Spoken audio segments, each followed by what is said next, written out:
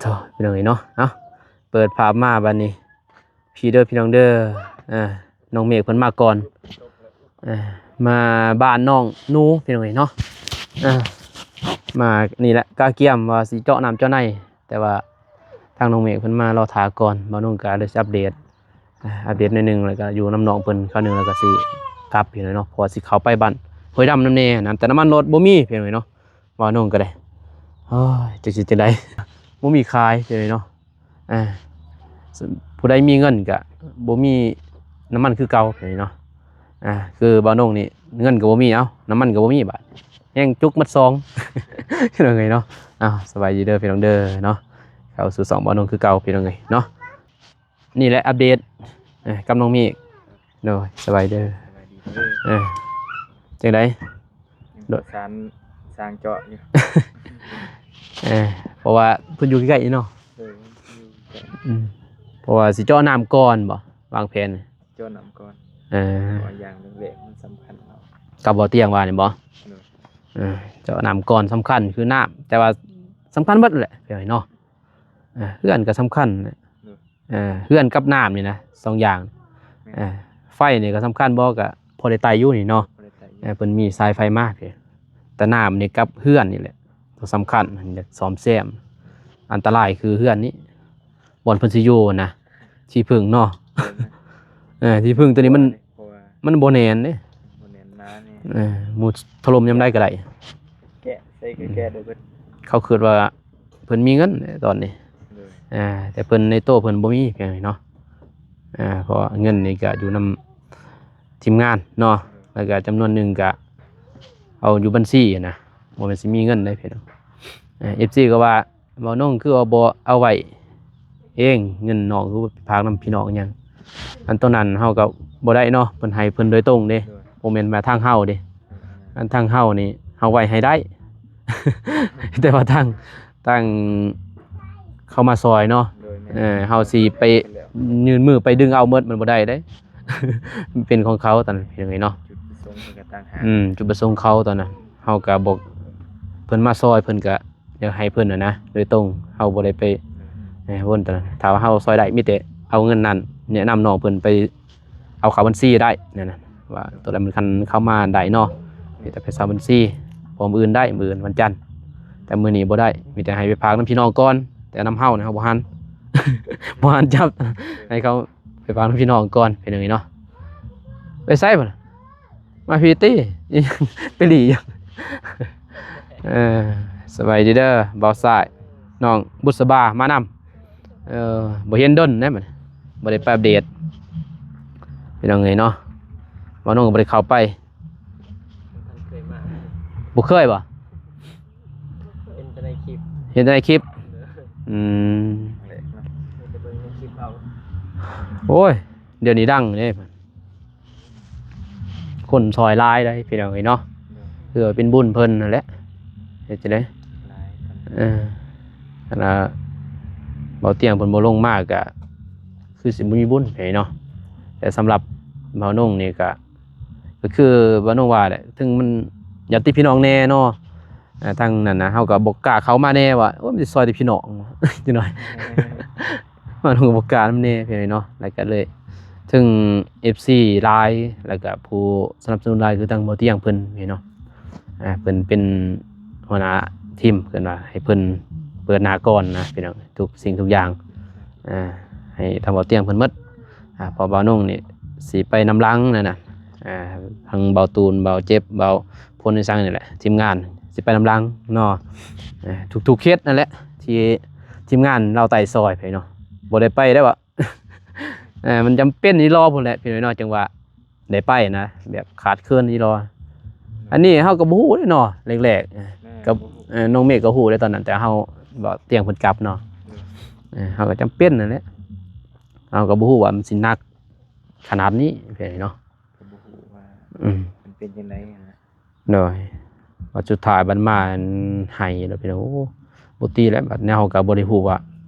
แม่นอยู่พี่น้องแต่ว่าพี่น้องห่างๆนะพี่น้องบ่แม่นว่าสันจำคือว่าในหนึ่งแก้วดองเนาะแก้วดองเป็นแก้วเป็นดองนะพี่น้องแต่เพิ่นแนะนำมาแต่โดนแล้ว แต่ว่าน้องก็ย่านเฮาบ่มั่นใจเด้เนาะคนถูกแม่นบ่ โดย ถูกเขาถูกเฮามันต่างกันนั่นน่ะอันนี้เพิ่นก็ส่งมาขอความช่วยเหลือได้พี่น้องเนาะครอบครัวน้องนูนี่เพิ่นขอความช่วยเหลือจากทีมงานพี่เนาะจากบ่าวน้องเลยก็เลยบ่าวนุ่มแนะนำให้บ่าวเตียงเพิ่นมาสุดก่อนก็มีเราเจ็บบ่ติแล้วเราก็กลับว่าสิเข้ามาแหละสำตัวน้องเพิ่นมื้อนั้นนัดเรียบร้อยเพิ่นก็ท่าเพิ่นมาที่2เพิ่นเมื่อแล้วจึงเนาะก็เลยบ่ได้มาทาอีกบัดนี้จนเป็นเดือนได้เนาะโหจนเป็นเดือนโอ้โห มันแบบ ในส่วนก่อนช่วงก่อนพุ่นเด้แต่ว่าเฮาก็มันเคิกหันเคิกนี้เด้แต่คอเมียบ่ตูนนี่เนาะน้องบองเฮาคอเด้ก็เลย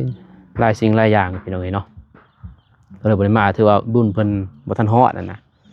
มื้อนี้มันฮอดแล้ว หอดจอดเธอ เป็นสิมาฮอดก็บัดเดียวเขาเนาะตามสิซอยมีแต่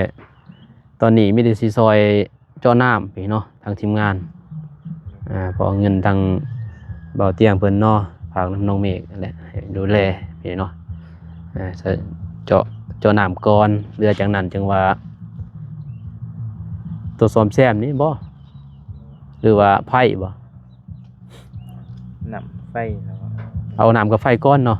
นำไฟผสมแซมบ้าน คือบ้านนี่คือ FC ว่านี่ก็เพิ่นว่าคันว่าบ้านซำนี้ก็คือเก่าแหละคันซ่อมแซมก็คันว่าเป็นถ้ามีเงินสมทบมาอีกกันนะจะเก็บไว้สร้างบ้านแบบถาวรนั้นดีกว่าเนาะ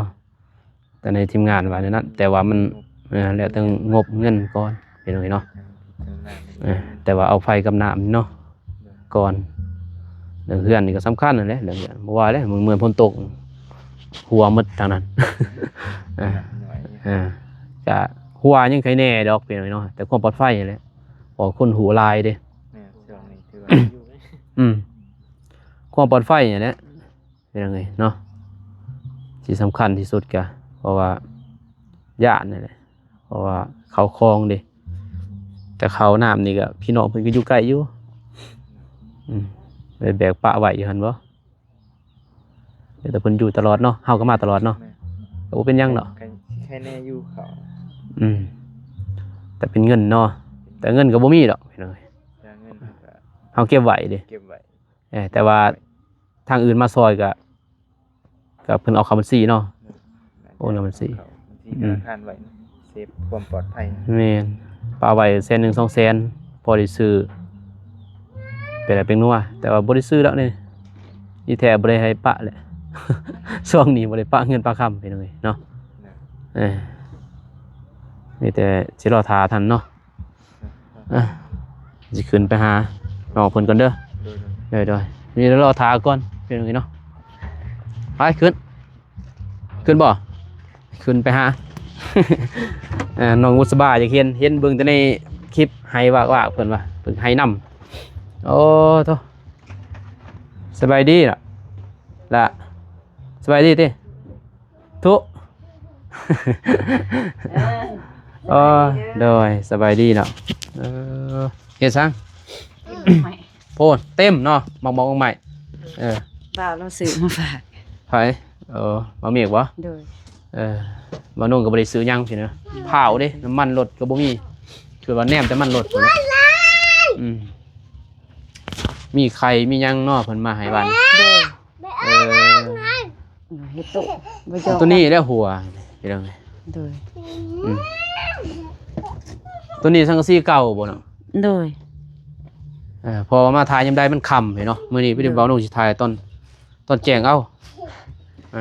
อันนี้แหละบนเบาเตียงถ่ายหัวสะอันนี้มันก็นั่นแหละเนาะ โดย อันนี้มันโดกเลยไปโดก หักนะ สิหักหมดเลย อย่าบ่อายค่ะบ่ ไปยาไปแล้วอย่าลิ้นอย่าปะเด็กหน่อยเพิ่นเห็นไหมเนาะอันนี้มันหัวตัวนี้เห็นไหมเนาะเพราะว่าตัวนี้ก็บ่อยู่บ่เนาะ อยู่ ใส่ล็อกบ่เนี่ย ใส่ บ่ ใส่ได้อยู่ ใส่ได้อยู่บ่ โดย เออ นี่แหละบอลเหยียบตัวนี้บ่ได้ ใส่ ถ้าเอาไม้แปะมาบัง นี่บ่ โดย เออตัวบนเขางัดอยู่ไสเขาทุบ นี่เฮาใส่ตัวใหม่ หึ เขาทุบ อยู่นี่บ่ โดย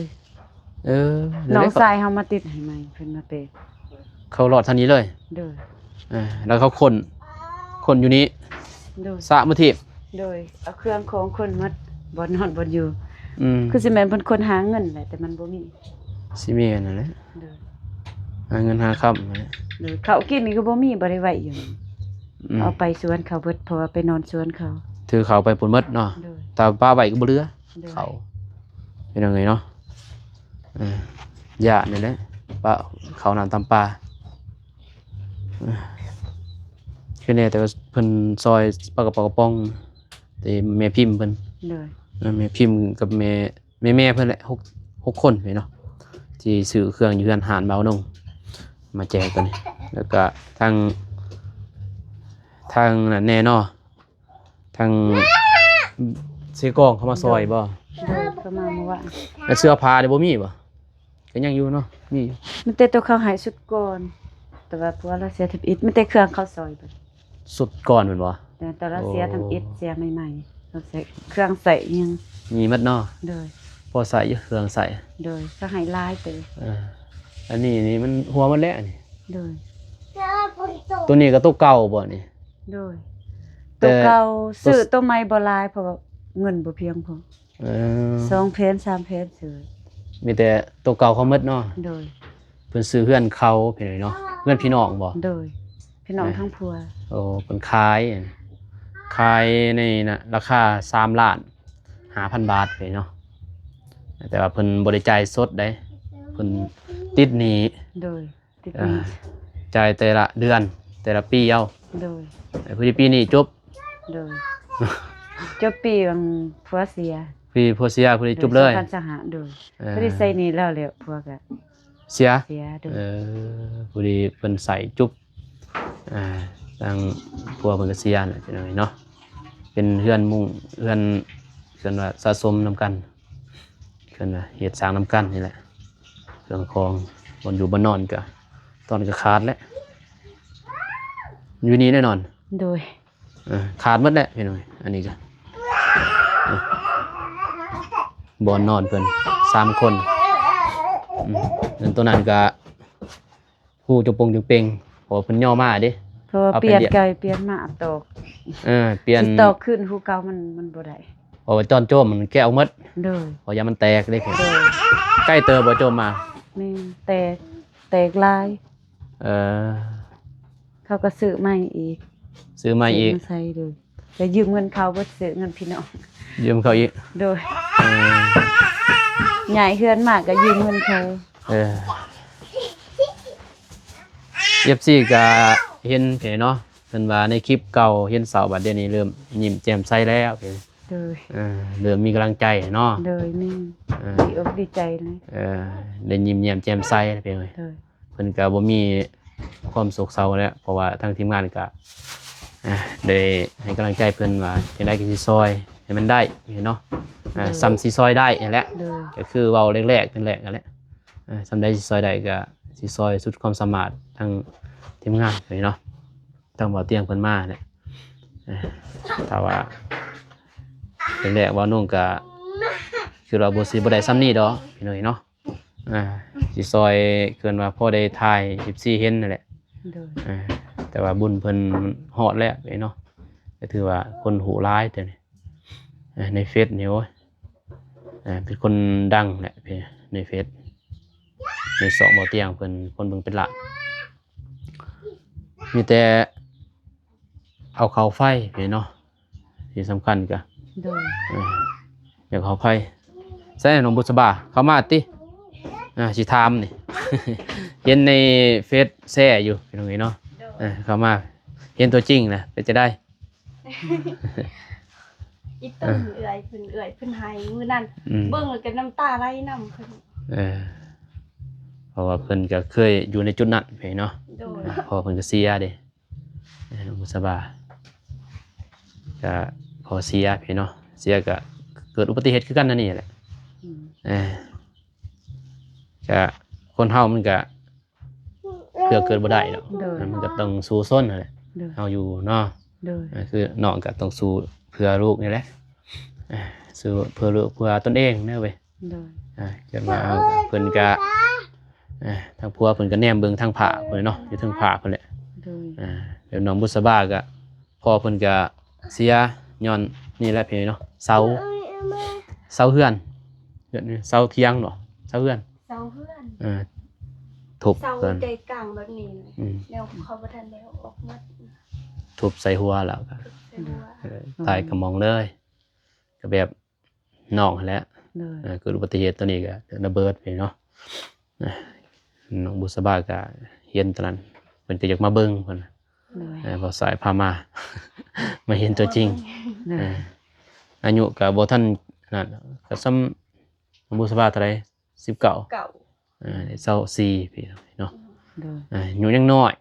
เอาผัวแต่ยังน้อย โดย เอาผัวแต่อายุเท่าไหร่เอาผัว 18 18ก็ 18 ปี ก็สำนั้นแหละพี่เนาะทางลาวเนาะ โดย 18 ปีเอาผัวอยู่นำกันนี่แหละ3คนเห็นบ่นั่นแหละสำหรับสแน็คมันก็สิดื้อๆแน่นิดนึงพี่เนาะเด็กน้อยบ่ติดดอก ไปล้าง เอา รถไป สิเว้าหลายก็เด็กน้อยเพิ่นแรกๆก็ย่านหมดแล้วมา แต่ว่าเดี๋ยวนี้ลึงเลยเด้เนาะเพิ่นลึงแรกๆก็นั่งหมู่แล้วย่านเด้บ่เคยเห็นเนาะ โดย กินข้าวกินน้ำเลยบ่ โดยกินแล้วนะ ดูท่านกิน วันนี้บ่อึดบ่อยากเลยเด้กินอยู่เด้อ โด อยากกินอยู่ได้ข้าว4ซอพุ่น โดย สิซำได้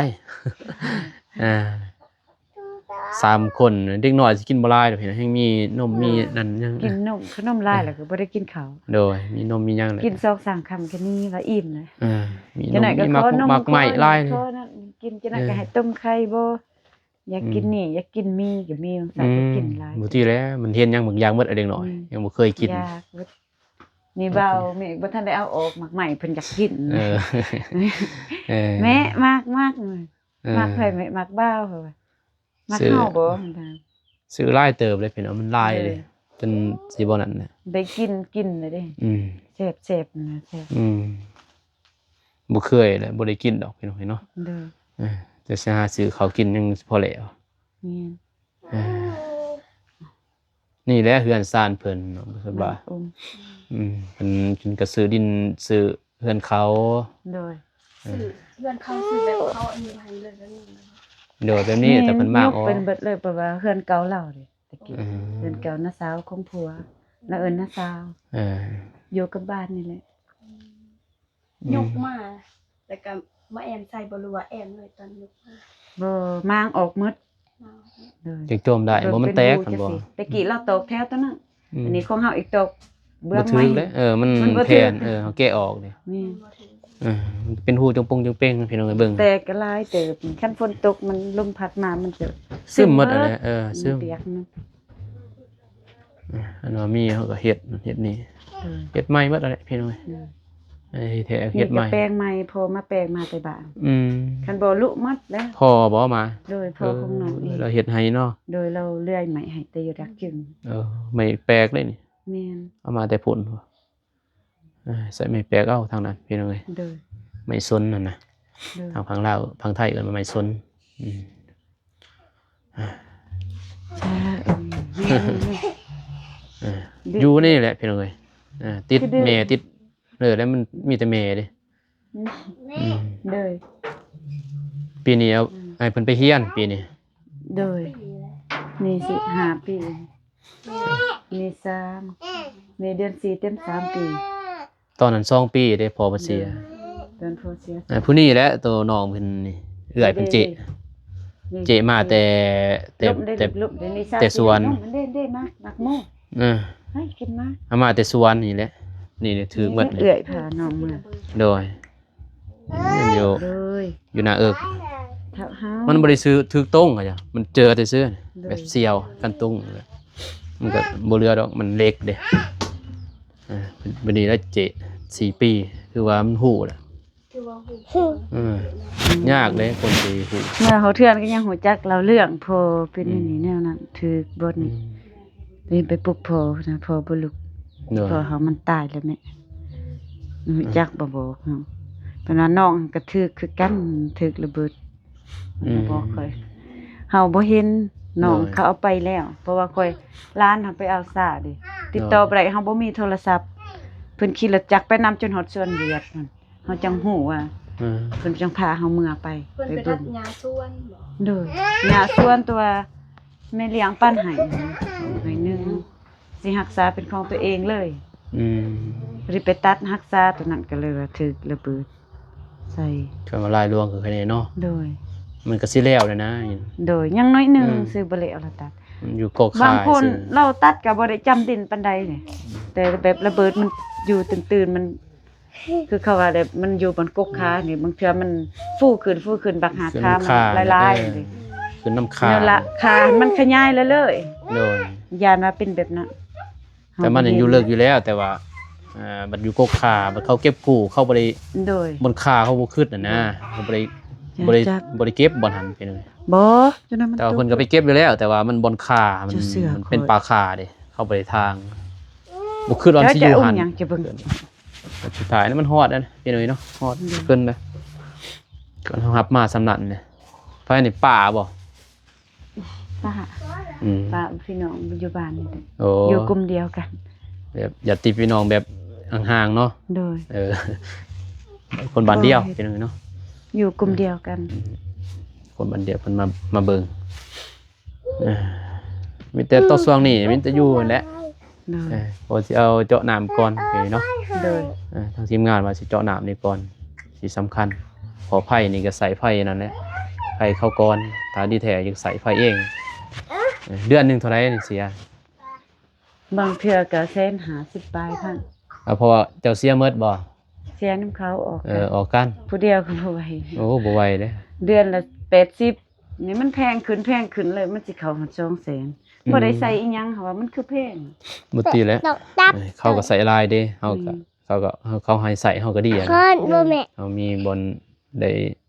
สากโทรศัพท์ได้ไต่ให้พ่อได้หุ่ง บ่ได้ใจนำที่เพิ่นให้เฮาใส่ เพิ่นก็ใจบุญ น้ำก็น้ำเหล้าใส่ไฟก็น้ำเพิ่น มันก็เฮาก็ใส่ตลอดชีวิตก็เป็นไปบ่ได้ไปเนาะ โดย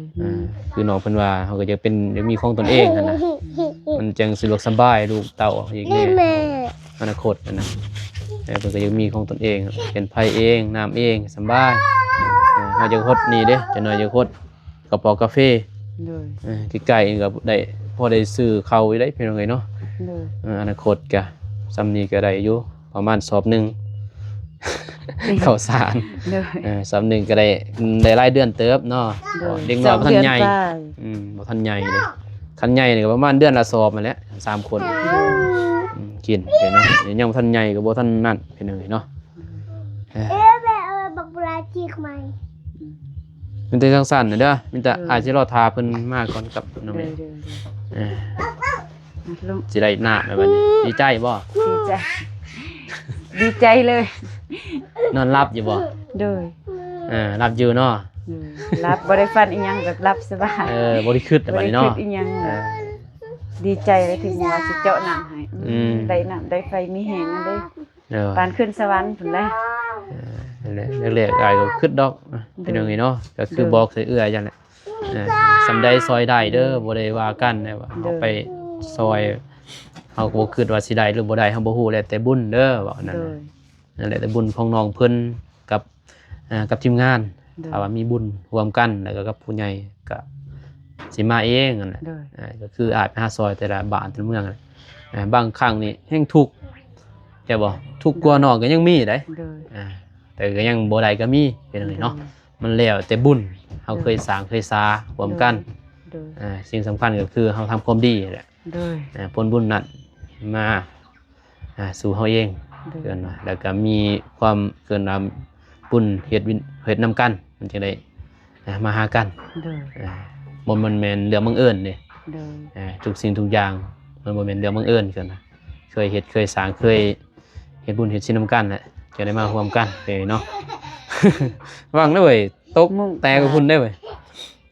แห้งแผ่นเรียบซ้ำพี่น้องเนาะ โดย โอเคสิลง โดย โดย ขอบใจละลาย โดยอยู่น้ำดุนั่นแหละยังไงเนาะไปว่าน้องจะสิรอถาเพิ่นแล้วกับน้องเมฆลองเบิ่งว่าเพิ่นมาซำใดทางน้ำใน เฮ็ดจังไงไม่น้องมายามใดจึงสิอัปเดตหน่อยหนึงแล้วก็สิเดินทางกลับพอสิไปเบิ่งนั่นอีกพี่น้องมีทางบ้านห้วยดำใหม่เพิ่นว่าเด็กน้อยพี่น้องโอ้ยอุกเลยเห็นภาพแล้วก็อีต้นพี่น้องเนาะ ประหลาดบ่ อ้าวมันบ่มีหยังเด้ บ่มีกระโหลกนะ มันบ่มีกะโหลกอันมันเกิดมาแล้วโอ้ยพี่น้องเนาะอีต้นน่ะนะเห็นแล้วก็จักสิว่าจักเฮาสิซอยยังใดเฮาบ่ฮู้นะมีแต่ว่า ภาพลงหมอก็จะเช่นนั้น โอ้ยทางหมอเฮาสิรถเฮาก็มันสิมีแม่นบ่ของหมอลาวก็บ่ว่าดอกก็ได้อยู่แม่นบ่มีรถมีเงินเนาะไปก็จักสิได้เอ้าของหมอก็ได้ เนี่ย กะโหลกใหม่แหละใส่กะโหลกใหม่เป็นบ่เนาะมันบ่ได้เป็นเด้ กระโหลกเกิดได้จักมื้อเลย ว่านนี่คืนนี่หั่นเกิดแล้วเพิ่นก็แซดมาหาอ้ายเบิ่งเพิ่นว่าซอยแน่เพิ่นว่า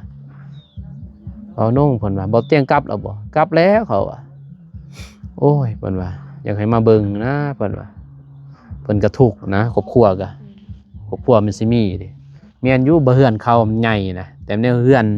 จัดสรรเด้มันบ่แม่นว่าบ่แม่นว่าเขาเฮ็ดเอง